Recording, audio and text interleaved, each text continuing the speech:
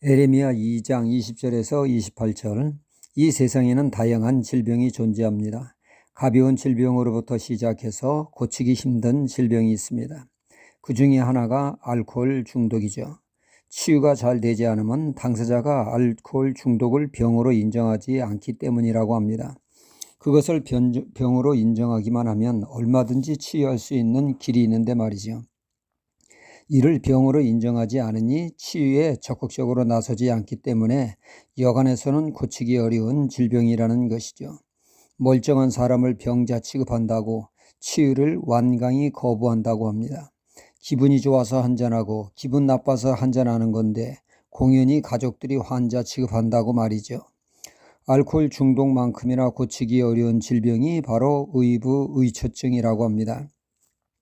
이 또한 치유가 어려운 것은 당사자가 질병으로 인정하지 않고 나는 정상이라고 생각하기 때문이라고 합니다. 저희 동네에 이사해 온 분이 있는데 사람들이 그 아주머니를 담아내기라고 불렀습니다. 몸집이 동글동글 양파 같다고 해서 붙인 별명이죠. 어느 날 보니 남편이 맨발로 뒷골목을 뛰어다니고 담아내기 아주머니는 칼 들고 그 뒤를 바짝 쫓고 있었습니다.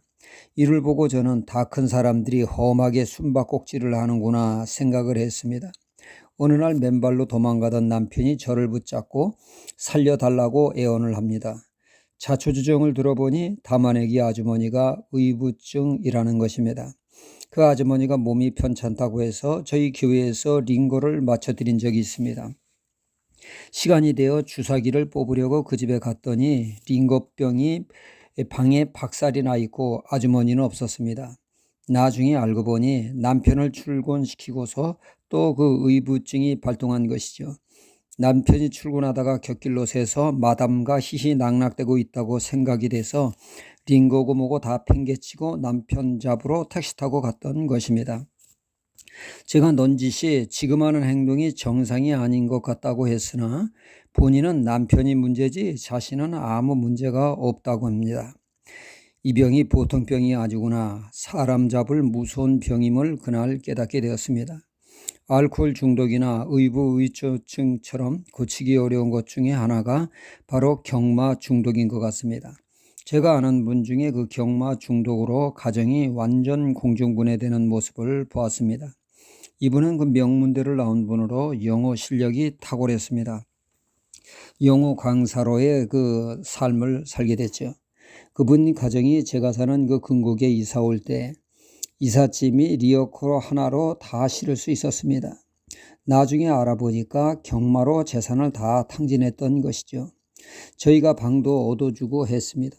그런 궁핍한 삶에도 그분은 어찌나 여유가 있고 확신에 차 있는지 모릅니다. 한 방이면 끝난다는 신기루 같은 환상에 젖어 살았습니다. 돈 있으면 나에게 투자하라고 저에게 설득을 합니다. 경마가 과학이라며 일장열강을 합니다. 최근에 그분을 만났지만 저는 그분을 몰라보았습니다. 외모와 체격이 완전 딴 사람이 되었기 때문이죠. 목소리는 분명히 그분이 맞는데 그 뚱뚱했던 사람이 저만큼이나 깡마른 사람이 되었으니 알아볼 수 없었던 것입니다. 경마는 늘 어려운 삶을 살게 했죠. 거기다가 날로 의처증이 심해져서 결국 이혼하여 가정이 공중분해되어 그분은 거의 노숙자 신세로 전락되고 있었습니다. 중독이 얼마나 무서운가를 뼈저리게 느끼게 되었죠. 오늘 말씀은 이스라엘이 지독한 우상 중독으로 현상을 보이고 있다는 것이죠.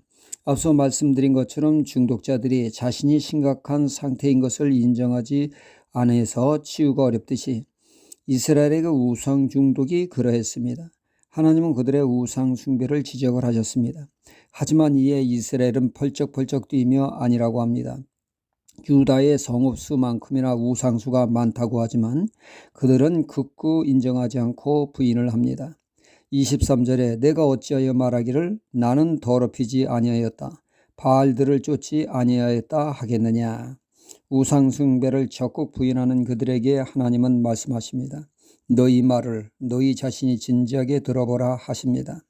너희가 입만 열면 뭐라고 하느냐. 25절 하반절에 내가 이방신을 사랑하였은즉 그를 따라 가겠노라 하도다. 그들의 말이 늘 그 우상 타령을 하고 있었다는 것이죠. 또한 너희 길을 보라. 너희의 발이 어디로 향하는지 보라 하십니다. 너희 행동이 우상 신전으로 가고 있지 않느냐. 이렇듯 명백한 증거가 있음에도 그들은 우상 숭배를 멈추지 않는 지독한 우상 중독으로 인해 하나님은 그 우상으로부터 그들을 끊어내기 위해 바벨론 침공이라고 하는 쓴맛을 보게 했던 것이죠. 우리에게는 어떤 우상이 존재합니까? 어떤 사람은 자녀가, 어떤 사람은 물질이, 명예가, 다양한 우상이 존재할 것입니다. 그러나 보이는 잘 모릅니다.